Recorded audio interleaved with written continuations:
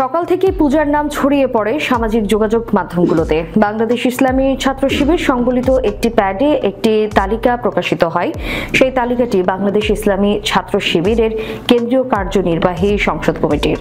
এমনটি বোঝানো হয়েছে, আর সেই তালিকাতেই দেখা যাচ্ছে পূজা চেরির নাম। তবে ওই তালিকা বা কমিটির সত্যতা নিশ্চিত করা সম্ভব হয়নি। ভাইরাল ওই তালিকায় আইন ও মানবাধিকার বিষয়ক সম্পাদকের জায়গায় পূজা চেরির নাম, আর এতেই ক্ষোভ প্রকাশ করেছেন এই অভিনেত্রী। নিজের ভেরিফাইড ফেসবুক পেজে তিনি লিখেছেন, মানুষ এমন অবান্তর পোস্ট করে কেমন করে আমার বোধগম্য নয়।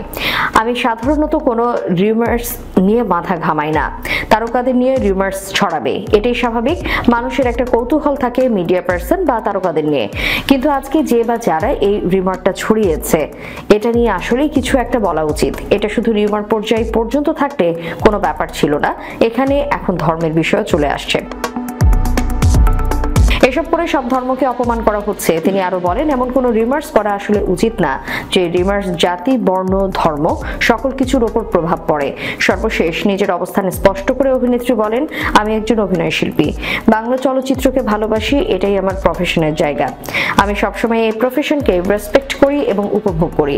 এই প্রফেশনের বাহিরে আমি কোনো রাজনৈতিক প্রফেশনের সাথে যুক্ত নাই।